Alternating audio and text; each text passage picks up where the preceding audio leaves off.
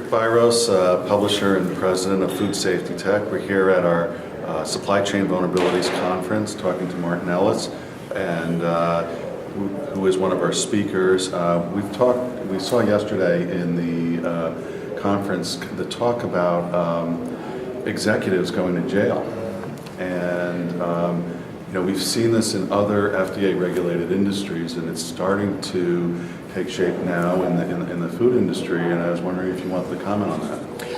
Rick, thank you very much. I'm a partner in Knoxville, Tennessee, with the firm of Butler, Vines and Babb. And to get it correct, I'll put on my readers. Under the Food Safety Modernization Act, there are civil penalties and criminal penalties associated with a violation of the act. The civil penalties, for every violation, a company can be responsible for up to $1 million for each act. It goes on in the second paragraph to say, if the outbreak goes on for a period of time, you are responsible for up to $1 million per year. Mm-hmm. So that's the civil penalty. There are also criminal penalties involved, which speaks to your issues directly, Rick, and that is this. If a serious illness occurs, a CEO, corporate official, if found to have known about the potential outbreak and not done something about it, can be held responsible for up to 5 years in prison. Now, if a death occurs, they can be held up to 10 years in prison. So there's some teeth to the act. Mm-hmm. Mm-hmm. So is this a game changer? I think so.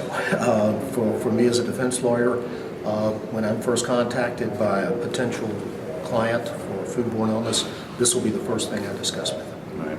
Are you seeing a change in the litigation industry, for lack of a better way of saying this, in a shift towards attention of personal injury lawyers looking at the food industry as a source of income or as a way of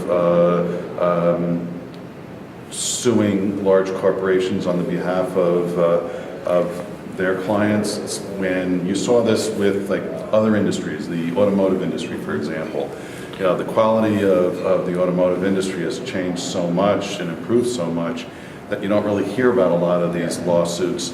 I mean, even with the acceleration issue with Toyota, that was about the only thing that you really heard.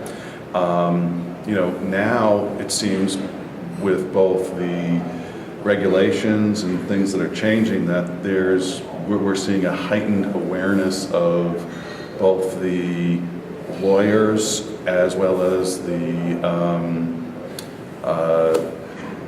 general public out there as having their eyes on food companies, saying, there's money in those, there's money there for us to be made. How would you address that? Well, I think number one, in this environment, social media conquers all. We all know that people can get on the internet, get on Google, Facebook, do whatever the case may be. For instance, today, of course, we've got the controversy surrounding pig slime. This morning I got on Google to find out what else was out there, and there's a new potential outbreak associated with tuna sludge. Now, these are descriptive terms that a plaintiff's lawyer uses to his benefit, and obviously the newspaper picks up on and makes it that much more sensational than it might otherwise be. So what I'm saying is that the plaintiff's lawyers, in conjunction with an active citizenry and hyperactive press, can blow a relatively minor matter into a major publicity fiasco for the food industry. Okay, in sort of a closing comment, our audience is typically food executives. What would be your message to them? I guess my message would be a little holistic. Look at yourself, look at your family, look at your children. Those are your customers. If you'll use the same love and affection you direct toward your family to your potential customers, I think all will be right in the world. Terrific. Martin, thanks so much. Thank you, Rick. All right.